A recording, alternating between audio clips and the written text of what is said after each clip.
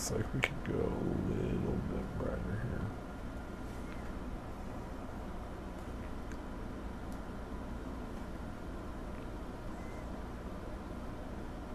I think that works. Just getting the final settings up for this. It is Friday night. What is it, the 24th? Anyway, I'm going to do some questions and answers that have come via email. Easier to answer here than answer the questions a million times in other ways. If you join, I'll try to keep a track on the live stream as well and answer questions there, but otherwise we're just going to start. Give me a minute to load up those questions, and a lot of them I remember were about GH2 hacking stuffs, so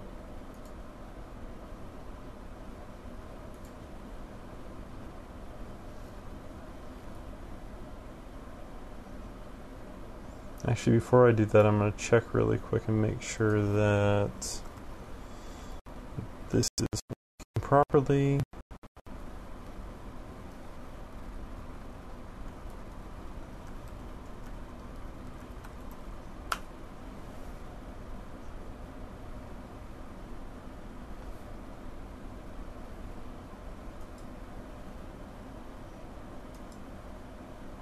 Interesting.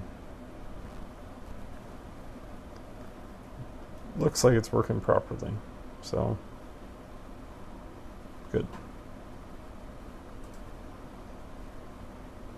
I added lights. That's a big difference.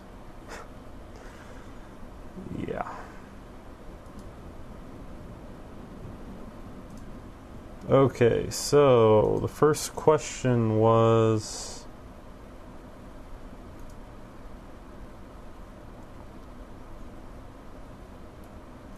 can you tell me how to turn my Panasonic GH2 into a 42 megabit monster when it's switched into 24p cinema mode, please? The best place to get...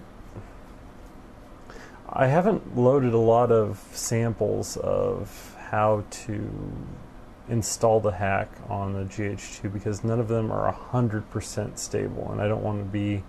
I've put a few on my website. If you go to iPatchProductions.com, you scroll down and you can get settings that I've used, but I don't really recommend anything particularly yet because it's not 100% stable. And what I mean by stable is that being able to span files between two sets of recordings. So depending on the bitrate that you set, you'll be limited to 4 to 8 minutes in a gap, maybe a little bit more if you choose a lower bitrate setting. But since it's still really in flux, you can get pretty stable settings with 42, but I'd prefer you go to Vitality's website for settings like that. That or DVX user and look at settings there. But if you really want P-tool settings from me, I suppose I could do that. Another question. How did you bump your GH2 up to 130 megabits? Again, through P-tool. That's less stable than the other kind, and the only way that works is with like a really fast card like this, a SanDisk Extreme Pro, or their other Class 10 card, Extreme card, as long as it writes 30 megabytes per second. That's not even the fastest. The fastest recorded speed is 220 megabits at GOP1. I haven't personally tested that because I'm not a huge fan of GOP1 settings. It's your group of frames together. I don't think that's the most efficient way to encode. I usually use a GOP of 3. If that doesn't make sense, you probably shouldn't worry about it, but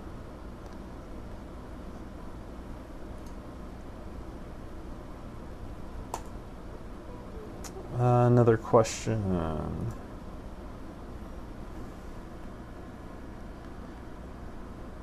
Okay, another person was asking about GH2 settings. They couldn't download the settings because they're on a Mac, and I do get that question often, but you should be able to download. Oh, well, I don't think P-Tool runs on a Mac, and it wouldn't really be a good idea just to try settings without being able to change the settings. So if you weren't, unless you can really change the settings yourself, sure, you can load other people's settings on it, but it's not really a great idea to just load someone else's settings without having the ability to change and tweak those settings yourself. Now, I've done this before. I did this with another person, and it ended up being a 30-way message back and forth on how to figure this out. And while there are times that I don't mind doing that, I wouldn't mind if someone was in the live chat and we kind of worked that back and forth. I'm not going to send messages probably back and forth trying to figure out how to get settings that best suit your needs and what type of cards that you have. Say you ask for those type of settings and you only have class 6 cards. Well, if I give you that, you load it, and then for some reason you can't get the default firmware to load again, then you're going to be pretty ticked off. I had another question too about 1080p 30 settings. 1080p 30 on the GH2 only works as the slow motion mode. So there is no, you can conform it to make it work in the variable movie mode. Should be able to read that. 80% is 1080p 30, but it's slowed down to 24p. There is no sound. So only 1080p 24 has sound. 1080p 30 would need to be sped up, and it can be sped up and still work perfectly fine, but that's going to be the only way that 1080p 30 works with the GH2.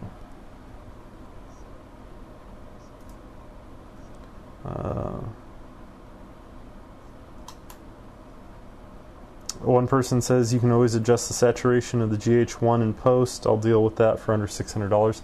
There isn't a huge price difference between the GH1 and GH2. If you don't have either camera, I would definitely say to get a GH2 for its low light performance. But the GH1 is stable at 100 megabits, and the picture is pretty good from that in most situations. The only time it's not is in low light settings, but otherwise they're pretty much intercuttable. There's a little differences just between saturation. ISO numbers are off between the GH1 and the GH2 if you're trying to match settings.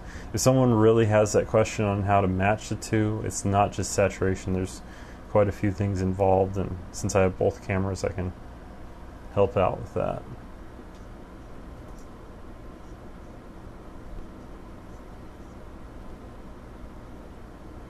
I want to check one other thing really quick, because I don't think anyone's listening, but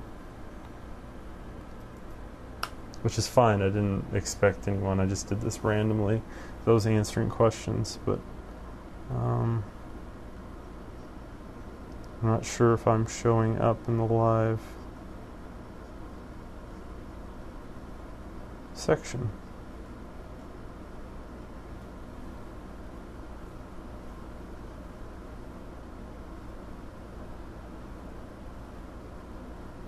I don't think I'm showing up as live. How weird is that? The Dodge Journey is live though.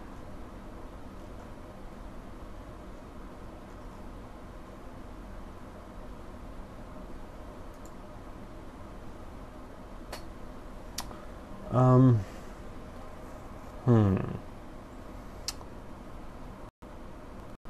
we've been.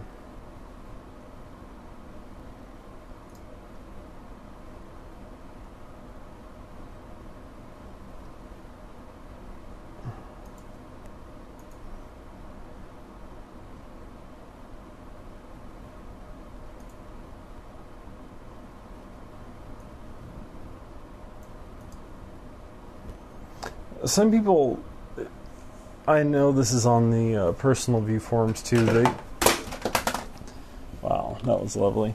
Anyway, they've been arguing about stuff for a while about cards. Now, here's the thing. I chose the UH1 card not because it's going to give better speed on the GH2, but in the future, with other cameras or other devices, it will provide that extra speed. And I do believe, from the benchmarks that I've done, this card is actually faster even in its non-UH1 mode. I don't have a UHS1 or UHSI. Is it I or 1? If I sound idiotic saying if it's wrong, but I don't have a card reader that's that fast. All I can do is test on the card reader that I have that takes SDXC cards up to class 10. So, other than that, it's future-proof. I'm not sure that that card's any more expensive than the other card, but it does guarantee that I will have write speeds above 30 megabytes per second.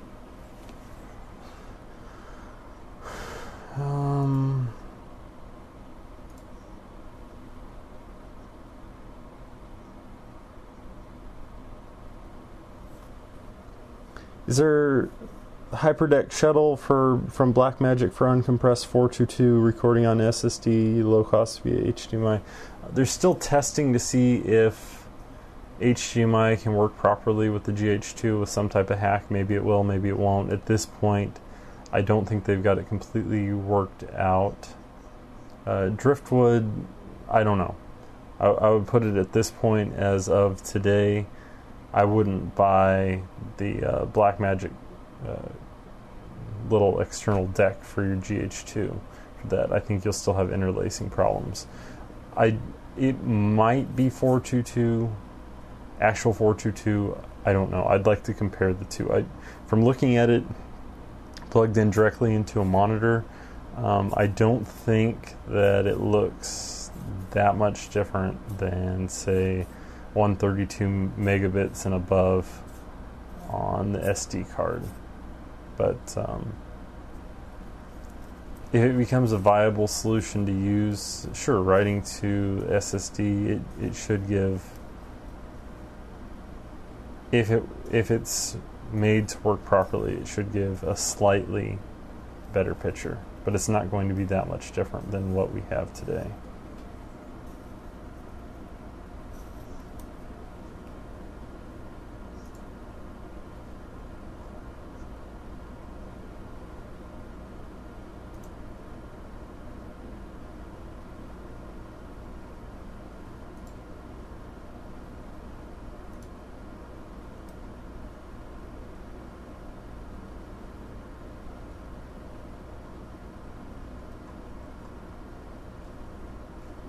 Okay, since I don't see the video showing up in the YouTube live page, at least for my second channel, or since this is my second channel, what I'm going to do is I'm going to end the live broadcast now. I might try it again later if it shows up.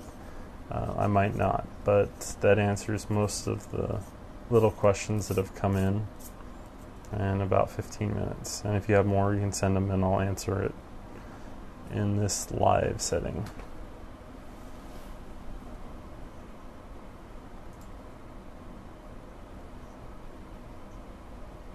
I gotta figure out how to end this.